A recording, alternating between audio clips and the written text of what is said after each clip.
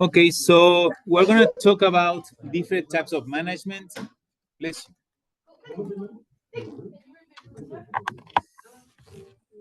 What? We're going to talk about the next chapter of our course, which is focused on the types of management we have to implement in our organization if we want to create this kind of company that is driven by positive social impact, which is basically the moral management stack, right?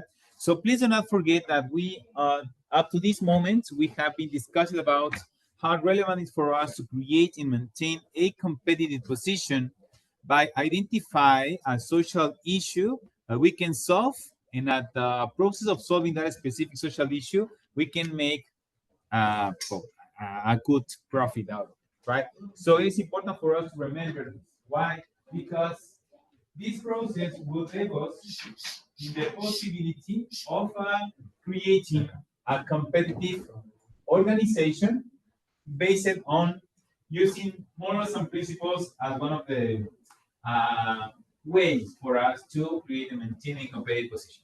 Now, we're going to be discussing about different kind of management, right? The one that is the idea when we are using principles of values, making the right decision at the right moment for my company to sustain their competitive advantage, as well as some others that are much more common because those are in many cases more short-term oriented, and in some other cases it could be easier to implement. As we all know, social impact management is quite complex. We need to pay attention about different dimensions, different factors, different actors, all of them interrelating in different kind of levels, from the economic one to the philanthropic one, so we can create an organization that can compete using a social impact approach. Still, this kind of moral management, as we're going to be talking about this kind of concepts, is relevant. Why? Because at least it's going to contribute to maintain a good margin of profit, right? By two ways. First of all, the sense of uniqueness by identifying new ways of solving traditional problems or issues in the society. And the other one, which is much more easy to understand and much more short-term oriented, which is maintaining your cost low, right? So as you may remember, we have these two measurements in our margin of profit formula. So we're just talking about the same kind of thing, just increasing our understanding on our competitive position, right? So we're going to talk about moral, immoral, and these three models of management ethics. Okay, so we're going to have here three concepts of moral management: the immoral one, the moral one, and the amoral management. Right now, the first one is in many cases much more common, sadly. Why? Because these kind of managers are just looking to have these shortcuts by taking some advantages that in some cases could be unethical, like not paying taxes, paying over wage, not paying the same kind of wage for females and males in the organization, etc. Right? The immoral management, this is going to be an approach devoid of ethical principles and active opposition to what is ethical. They're just trying to find a good opportunity for themselves. It's very short-sighted because they're just trying to create an opportunity by cheating, right? Like paying their suppliers or not paying their workers, or maybe having an advantageous positions over the distributors if they can, etc. Okay, this is a kind of management that it could be, and I'm just quoting, could be something successful in the short term, but eventually some other people will recognize you as unethical or someone that cannot be trusted, and this will harm your competitive position for the long term, right? So this is just focused on exploiting opportunities for corporate or personal gain. They don't care about ethics, they don't care about principles, they don't care about sustainability, not environment, the society. They just care about this economic transaction at any cost that they can make. Okay? Now, the short term, apparently, this could represent opportunities and important opportunities, but surely, sure enough, in some moment, you will be recognized as someone that cannot be trusted. And that kind of people is not going to be able to create a successful business in any industry, right? Eventually in any industry. The next one is the moral management, which basically is like the ideal kind of management, the people that are taking into consideration the highest standards of ethical behavior or professional standard of conduct, right? This is very ideal, and this is like a green kind of management approach. But it's very difficult to implement these kind of things. In many cases, since this is ideal, it's kind of impossible. Like doing all your values and using all your values at every time, at any moment, in every situation is practically impossible. It's not, right? But this is what we're trying to implement in our organization, because in terms of competitiveness, this makes a lot of sense. Using moral management will help us to maintain our variable cost low, to maintain our fixed cost stable in the long term, to maintain my workers working in my company with a better performance, of course. And also, we're going to be having this open possibility or finding new ways to compete in different kind of innovations, right? It could be new products or new products or services, new processes, new marketing strategies, or new organizational methods, right? This will be a source of inspiration because you will take into account different kind of sources of information from the different kind of perspective in your own company. Still, using your highest standard of ethical behavior every time, at every moment, is kind of impossible, even though for ourselves, right? Like be all the time ethical or have these highest ethical standards could be something challenging for us to accomplish. And then we have the moral management, which is different in nature from the others, right? It's kind of the most traditional way of understanding the actions of a given subject in a managerial position that could have intentional and unintentional moral management. The intentional one is purposely designed for you to use your values and your principles in the best possible way you can, right? A good enough managerial model that can help you to some situations maintaining a good enough level of values used in your organization. Good enough, not ideal, not perfect. Still, you will find some opportunities for improvement there, but still, well, you're trying to do the best you can with what you know and what you have, right? Another one is the unintentional and moral management that could be casual or cares about ethical factors. For the unintentional and moral management, here your decisions can follow this value-focused perspective, right? Or not. You just are focused on trying to not do any kind of harm to anyone. But if you do it, or try to not take the blame if you want, right? These kind of things. You're trying to do your best, but you're not that careful about using your principles in every moment. And if you can solve a given situation without a principle approach, well, that would be the situation or the industry or institutions or whatever. Okay? The ideal one is the moral management. The worst is the immoral management. But the much more common in different kind of organizations, different kind of societies, will be the amoral management. These three elements here. Okay? These three approaches will represent a different kind of impact in your level of competitiveness. Again, remember, these approaches, these choices will have effects in your cost, in your market power, and in your market share, right? Thus have an important effect in your level of competitiveness, which is this comparison between your margin of profit against the average of the industry. This is how everything fits in terms of how we can use principles and values in a competitive way for your company. This is the way to do it, right? Your managerial model also will help you to achieve these kind of goals, right? So the first one, the immoral managers, the bad guys, the people that are trying to do whatever is worse. They just don't care about principles or ethics. They just care about values. They just care about making a profit in the short term, and that's all, right? These kind of managers are always trying to cheat. These kind of managers are always trying to get the best advantages, not caring about anyone else. So intentionally, they are doing wrong. Actually, their business models are designed intentionally to not being under the law and not being ethical, just being an economic kind of approach, right? These kind of things these kind of things happens a lot in many kind of organizations, sadly, right? These managers are self-centered and self-absorbed. They don't care about their teams. They don't want to build any kind of team in their organizations. They don't care about the employees' health. They don't care about the employees' life.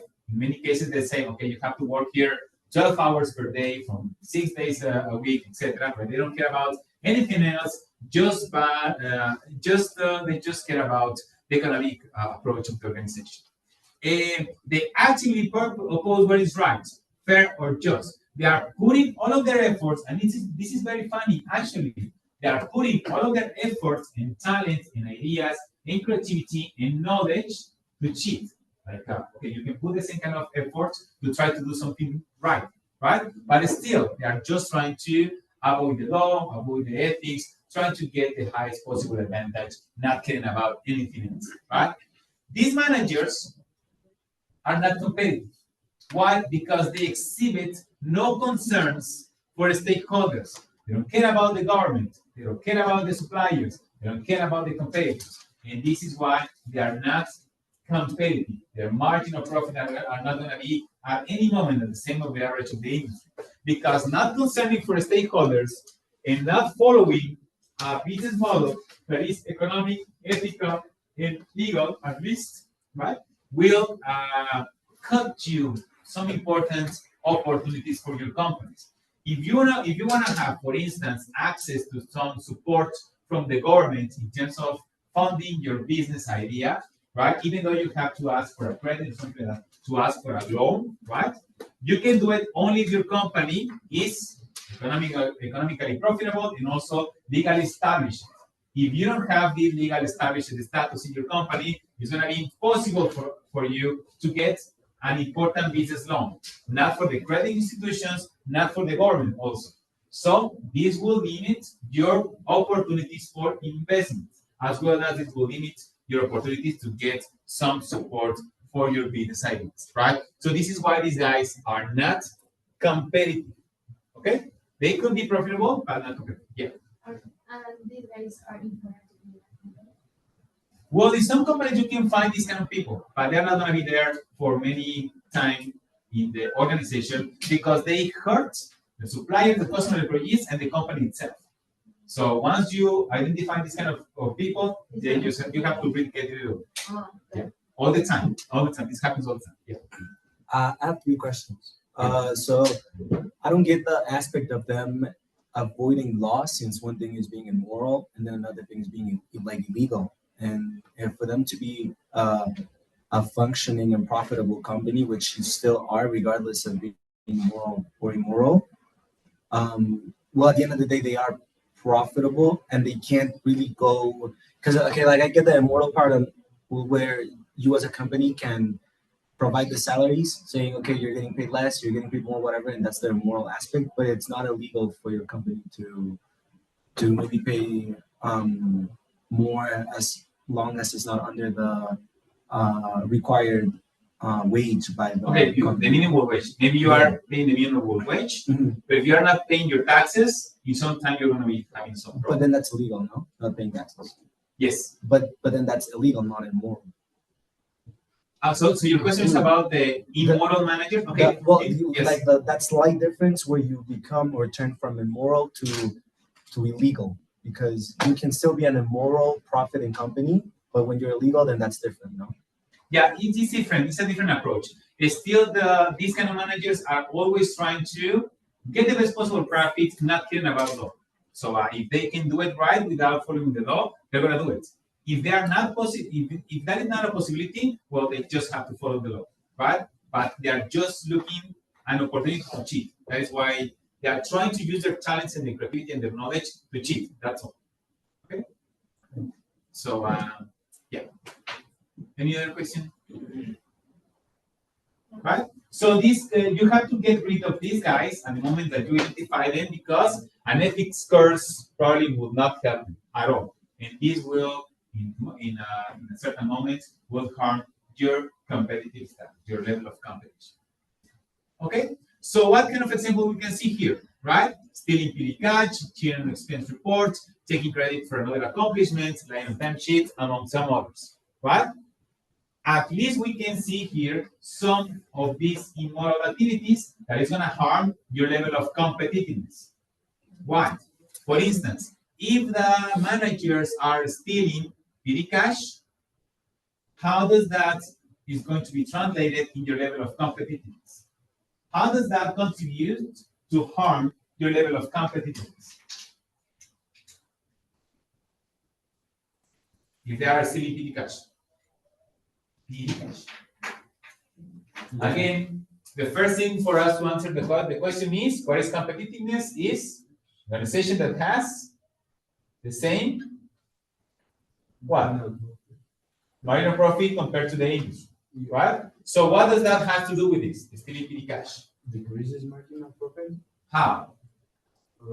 I don't know if it counts like a cost or Well, maybe decreasing the your earnings. Well, your total revenue, yeah. right? So reducing your total revenue or increase your variable cost, maybe giving you a lower margin of profit. Okay, if you maintain these guys in your organization, this problem will become worse and worse, right? And all of these kind of things are part of your level of competitiveness. For instance, even though if we don't see like this direct economic interaction between these types of immoral management and what is actually happening in the level of competitiveness of a given organization, we can see that if this kind of culture is implemented in a given organization, like telling demeaning jokes, how is that going to harm my level of competitiveness? Like if we have this kind of organizational culture where everyone can make jokes about the other people, or we are allowing to have some bullies there, how this is going to harm the level of competitiveness of my organization? Again, we have to start by this, right? So we're having an environment where it is allowed to tell the many jokes, right? This also creates a bad organizational culture.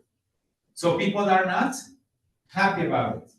And then they will start looking for some other options to work, right? There is no sense to be working in a company that doesn't respect you, or your ideas, or your values, or your religion, whatever, right? If you're having this employee turnover that is very frequent in your organization, what will happen to your level of competitiveness? You have to hire new people. You have to train them, and then you have to make them productive, efficient, and effective, right? But in the whole process, this could take months, right? And your company has to sell and produce on an everyday basis. So employee turnover also will have an important effect in your level of competitiveness, because at least will raise your variable cost, right? Without giving you any sense of differentiation. Actually, it's going to be the other way around. Okay?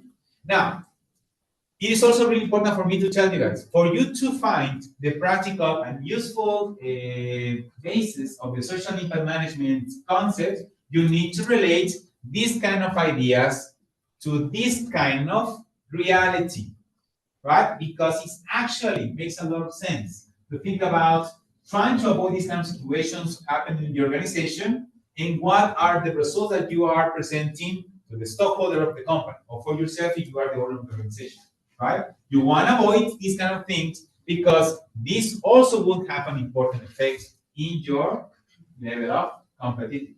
Now, for instance, this one of thing, this line right here, harassing a fellow employee, right? Let's say that my company is competing in a type 2 kind of market with a model that is designed to compete using a differentiation competitive position, right?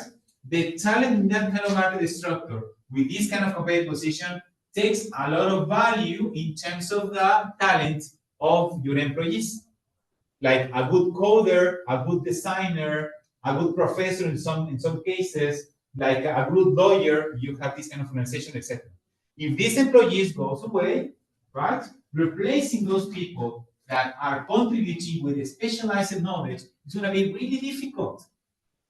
In some cases, even though they're going to be taking your customers away, right? I actually saw that happening when I was working in DHL some years in the past, right? We have a very good salesman there, like these executive salesmen that they are like, driving the cars of DHL. He had a very difficult situation in the company. He decided to go from DHL to FedEx, I think, and he took like 50% of the customers, right? Why? Because the customers trust on this guy, right? So they're like, okay, I'm not working DHL anymore. I can give you a better deal if you come to me with FedEx, right? So you know that you have to create a condition for the people to be treated fairly in your organization. You don't want to lose them. Because if they quit their jobs, their talents are gonna go to your competitors in business. Okay, so you see the relationship between this and this, right? These kind of situations could happen in your organization if you don't pay attention, right? But for you to avoid those kind of situations to happen, you have to make some decisions, creating a moral management system that avoids you to have problems in your company, meaning that you are going to be managing using a proactive management approach, right? Okay, so this is the moral management. The guys that always try to do bad, the guys that always try to cheat and to take advantage in an immoral way, right? Then we have the moral managers, the ideal type. This is going to be like really good in terms of social impact, but so hard to attain or to get, because using our principles at every time, in every moment, in every situation is kind of impossible for the normal people, right? Still, this is like the thing that we want to achieve in a certain moment. So these managers conform to the highest standards of ethical behavior or professional standards of conduct, right? Always saying the truth, always doing the right thing, always using the principles and values, always do the right choice, right? The ethical leadership in these kind of companies is commonplace. You're going to be hiring people for your organization, not only for their productive skills and for their knowledge and their ideas, but also how ethical is the background of the next managers that's going to be part of the organization, and how difficult it is for us to measure those kind of things. Imagine yourself that you are interviewing a new potential candidate for your organization using this kind of model. So you're only asking some technical questions, expertise questions, and also about their field, their brand, their principles and values, and etc. It's a very difficult scenario for you to find this kind of thing. Still, well, this is like the idea, right? The goal is to succeed with the confines of sound ethical precepts, to demonstrate high integrity in thinking, speaking, and doing, right? Basically, like this kind of unicorn employee for your organization. So doing every time the right time and the right thing to do, according to the situation that have to face, right? They follow the letter and the spirit of the law by the letter, and they are possess an acute moral sense of maturity. Okay? The ideal manager, always doing the right thing at the right moment, the right place, being fair for everyone, which is very difficult to find. Okay? Now, these kind of moral leaders, they have a passion to do right. Okay? They are morally proactive, meaning that they are always thinking every kind of potential situation for your company, not only in economic and legal terms, but also in terms of what kind of value is going to be compromised if I make this kind of decision. In the reality, sometimes you will make some decisions in your company by favoring some people and by affecting some other people. This is how it is reality, right? Because it is very difficult to find like this ideal solution where everybody is going to be happy. Okay? These kind of moral leaders consider all of the stakeholders in their value creation process, which is also something that is very practical. But also we need to learn how we can monitor different kind of interest parties in our organization. They have a strong ethical character, meaning that they are always thinking about how they can apply their principles for different kind of situations, and they are obsessed with fairness. Okay? Being fair for everyone is very difficult to achieve. In many cases, are impossible. If you have an issue or a situation with two employees where everyone have their own perceptions about a specific situation there, your decisions will have a positive impact in one of them and a negative impact in the other, right? If that is the case. So it's important for us to know how difficult it is for us to try to implement this as a practical way to run an organization. Social impact management for every concept that are related to managerial practices, such as competitiveness, value creation process, value proposition, is very complex. Still, this will give us a very important insight for us how we can run an organization effectively, efficiently, and productively, right? And then we have the ethical behaviors of the moral leaders, right? In many cases, these kind of things are going to be good examples, like giving proper credit where it is due, being straightforward and honest with other employees, treating all employees equally, basically being an ethical person. Like trying to use ethics in all your decision-making process, as well as in all of your interactions with the people working in your company, right? Okay, so questions about these moral managers. So far, so good. Okay. Then we have the most common one. Basically, practically all of these modern managers are gonna fall under this category, right? The intentional, as we mentioned before, we are going to be finding two categories here: the intentional and unintentional and moral managers, right? The intentionally and moral managers, they just think ethics and business, they just don't think ethics and business should mix, right? This is like the traditional capitalist thinking, when they are thinking about, well, making this economic transaction with another people or group of people means something, and try to have this ethical relationship with some other people is something else. Now, what is the reason or the logic behind this kind of idea, right? Remember that for one company to create value, we need to learn how we can analyze the differences between the willingness to pay against the market price, okay? So we're going to be having two types of customers here. So this is just an economic approach that is kind of different of the ethical approach to the capitalistic system, right? So we have this company as C, and the company A and the company B, okay? And we have a product which the average price is 100 pesos, right?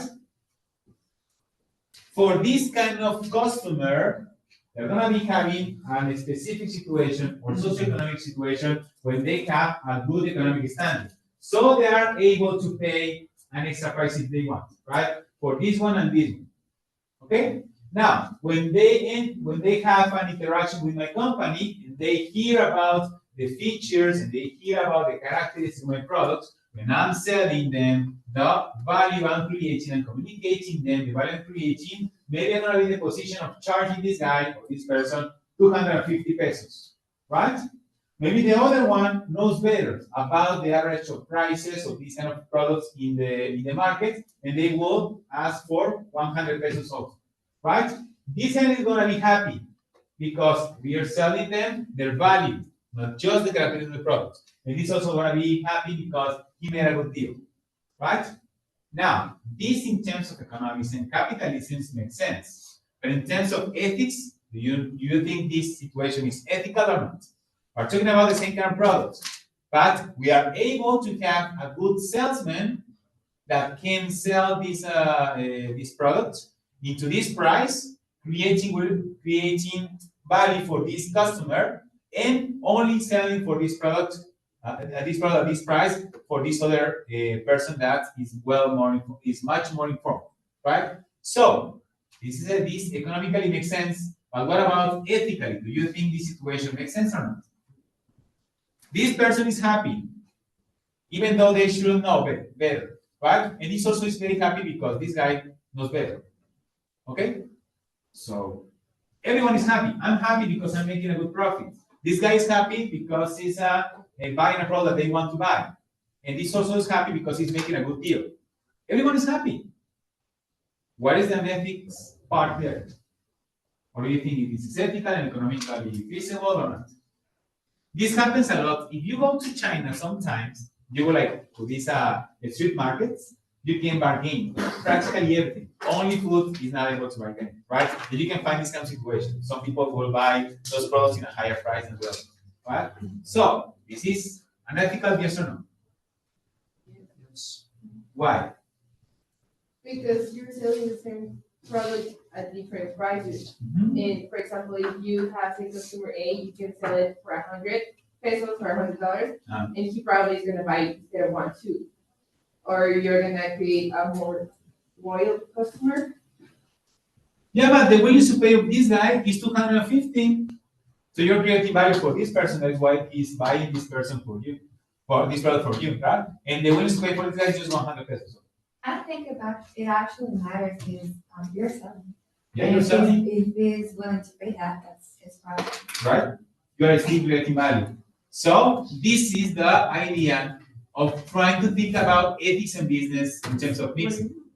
The business model says if you can make a profit selling this product for this and this guy, you should go. That's the business model, the capitalistic, right? You don't care about the customers. Actually, we as a customer, in many cases, we are paying an overpriced for one company than another, right? Like maybe you don't know that this product specifically in Mercado Libre is 100 pesos, and in Amazon is 80 pesos. And still you don't know about the Amazon prices, so you buy it in Mercado Libre, and you're happy, and they're happy. And then after you surf the internet, you see that the Amazon has better prices. You say, okay, well, it wasn't that good deal. And still, at the moment that I buy it, it was a good deal, right?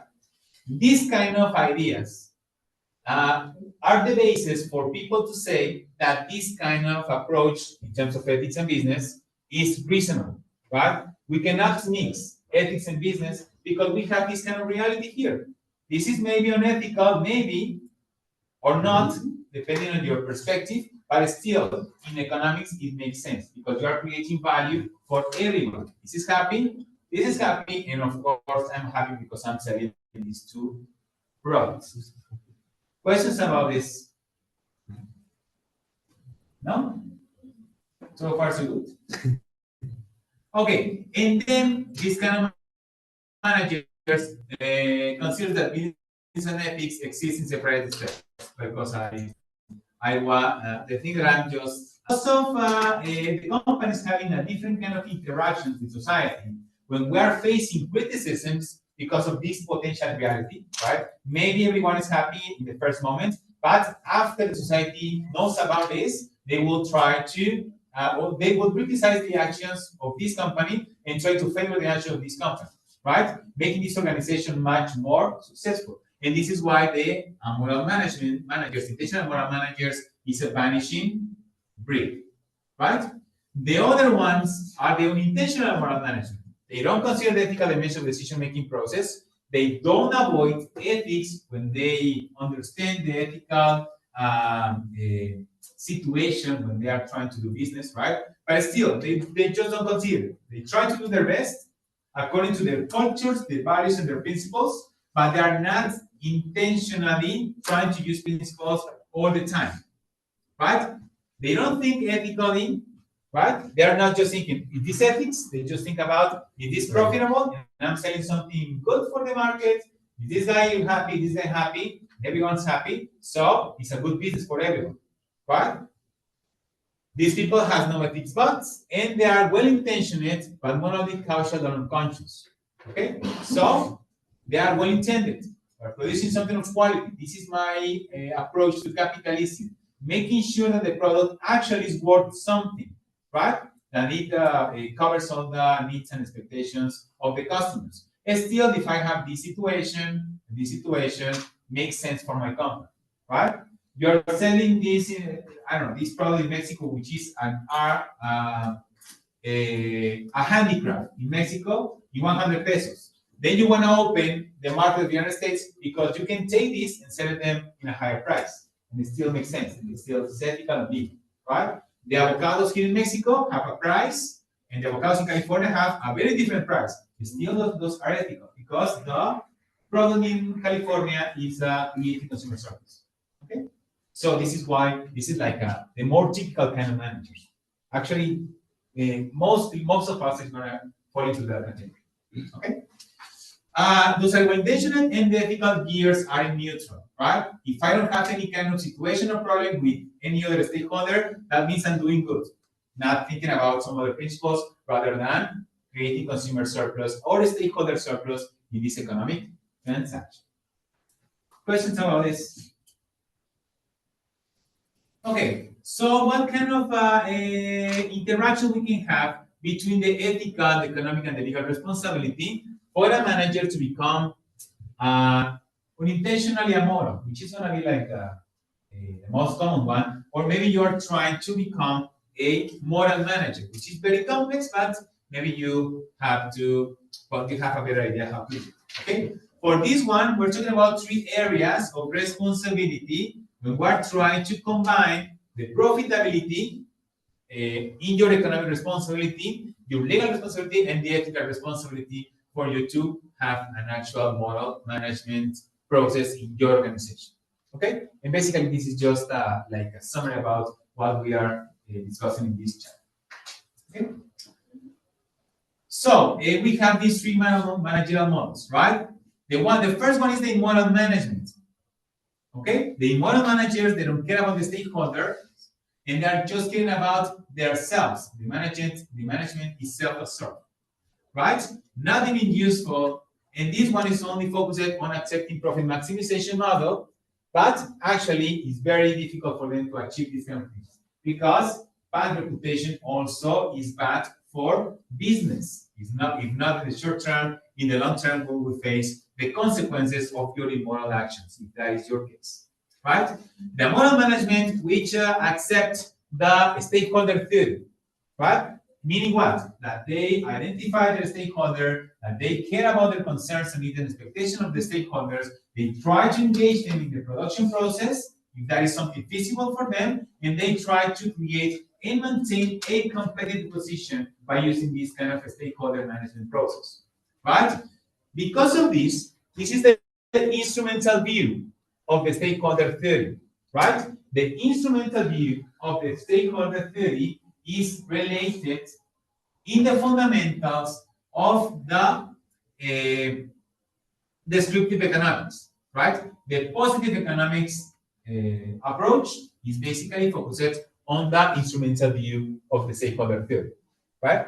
When I mention the instrumental view of stakeholder theory, is basically how we can engage our stakeholders with the sole purpose to achieve and maintain a competitive position. We do this because we know that engaging stakeholders will help me to make the right decisions using a proactive managerial model, maintaining my margin of profit. That is all. That is all I'm saying right now. Right? This instrumental view is purely strategical. And instrumental view is how the stakeholder theory was born in the first place. Right? After that, this theory evolved for a more ethics in business kind of approach. Okay? So the instrumental view is part of the positive economics. Right? I'm going to be using those concepts. Instrumental theory, instrumental approach, positive economics in the same sense. Positive economics is for the whole economic system, right? It's descriptive about what is happening in the transactions and interactions of economic nature between the actors of the market. And the instrumental view, which is going to be this word focused on the organization level, will refer to the actions of the company to reduce the cost, increase the market power, and or increase the market share, right? Very focused on competitiveness also. And basically, this is why we're studying social management. Not for the moral management, actually the amoral management. Okay? Yeah. Are you saying instrumental view actions of a company to increase Increase, market share? okay, market share, market power, or decrease total cost, which are the 3 most important measurements in your margin of profit. By increasing some of them, you increase your competitiveness. By reducing some of them, you also can increase your competitiveness, depending on what kind of market structure you are trying to do. Right? And the last one, which is the ideal and also the much more complex one to achieve, is the moral management. Right? This is just stakeholder enthusiastic, they embrace it.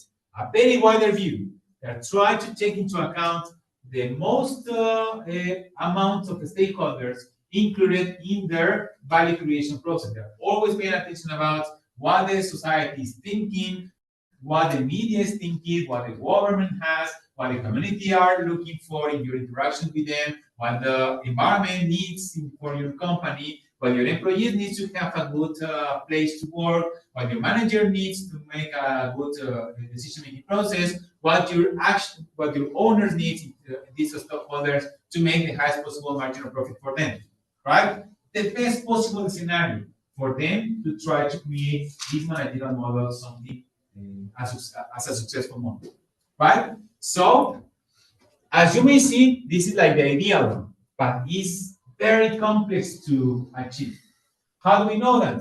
Do you remember that we practiced this kind of model using this Excel file that has different kind of sections, right? Going from identifying the stakeholders, the needs and expectations of everyone, then the problems, the issues, potential solutions, and then how we're going to be solving a very simplistic situation doing this kind of model, right? From a very short case scenario, very short case scenario, we have a very broad analysis. And that, my students, is the model management process. So it's very complex. So imagine yourself as managers trying to do this kind of analysis in an everyday basis before you start working, right? It's very complex. And you need to create and maintain an organization that is flexible enough to adapt to the changes when needed, right? So still, this is going to be like the most common one or the most practical one, the instrumental view, when we are relating our social management model to our competitiveness model, using the value change, the industry 5 forces, the margin of profit formula, etc. This is the one that makes sense for competitiveness. So it's much more, right? Okay, so let me check. Okay, so now the reasons why managers and employees are going to be motivated to act in an ethical behavior, to behave ethically, will represent us different portions of the society, different portions of managers around the world, right? The most of the managers are using ethics, first of all, to avoid some punishment. We don't want to have any kind of issues or problems with our customers, so we're going to be producing something good for them, right? We don't want to have any kind of problem with society, so we care about the environment, we pay our taxes, we avoid having an unethical reputation in the market, right? So avoiding some punishment is a very powerful motivator for every manager to act ethically, to behave ethically in this case. The second one is to receive some reward, right? In Mexico, we have this an ESR certificate, or it's a distinctive, actually. You know, the Empresa Responsable that we have here in Mexico. So many companies are using ESR, and they are very optimistically engaging in this kind of activities because they want to win the award. Like the 2024 ESR company is this one, and they put that into every part of their website or their marketing documentation, etc. Right? So this is also a powerful motivator for everyone to be part of this ethics in business. Right? The next one is many of us or the managers want to use ethics to be responsible, right? Family, friends, and superiors. To try to have a good name also is important for managers, because if you are working in a multinational corporation, and in many cases could be a public corporation, your name will be in the media, in the news, etc. And you want to have a good name, to leave a good name for your kids, right? And also to be a good citizen, a good part of the society, be recognized as someone that cares about the society, that cares about customers and environment, etc. is also very powerful motivator, right? But the very few of us, which is going to be our idea by using the social media management model, is focused on doing what is right and to pursue some idea. Okay, so in what managerial concept we can find what kind of ideals that companies are pursuing right now? Where? In what managerial or strategic concept we can find what kind of ideals a company is pursuing right now? Where? In what statement? The vision, right? The vision of the company will tell us what is the idea of the organization for the long term, right? So this is how we connect our planning, organizing, leading, and controlling process with our value chain analysis, with our competitive position, with the vision in the long term. So we need to be working for something that is motivational and inspirational for me as a manager, for the whole company, and for everyone that is going to be involved with my organization. We need to start thinking about what kind of idea we want to pursue, right? And also we want to have a better perspective about how we can use ethics and morals and values as an important driver of your competitiveness as individuals. You must start thinking about your own ideas to you can use them to compete in the marketplace if you want to use this kind of approach, right? Most of my students doesn't have a vision for yourself for the future. So they're going to be ending somewhere, I don't know where. So very successful, not that successful, I don't know, right? The only way for you to act strategically using your resources towards a specific goal is to have your own vision, mission, and your goals, daily, weekly, monthly, yearly goals. And also we can see here, if you want to use your values and your ethics as an important driver for your competitive position, you need to start thinking about your own ideas.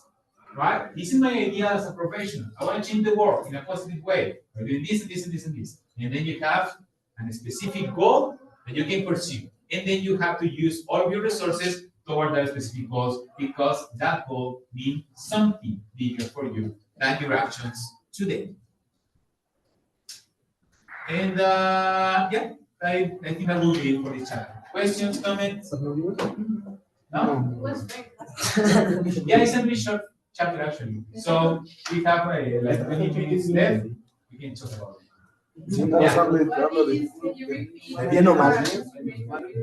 Okay, the instrumental view. This is instrumental view. Okay. The instrumental view of the stakeholders is just using the stakeholder approach to create a competitive position. Okay, with everything related. Okay, that means something. The competitive position. Yes. Okay, like when I ask you, what happened to your company if you're not acting ethically in terms of your competitiveness, you can tell me, okay, if the government shut down your company, you will go to zero revenues. So that's how it's related. So it's related this one with this. Any other question? Comments? Professor? Yeah. Can you repeat what you said about employee turnover? Was it that it increased variable costs? Yes. Because you have to hire new people. This could tell you months. And for them to become productive at the highest way, you will have lower productivity, lower efficiency.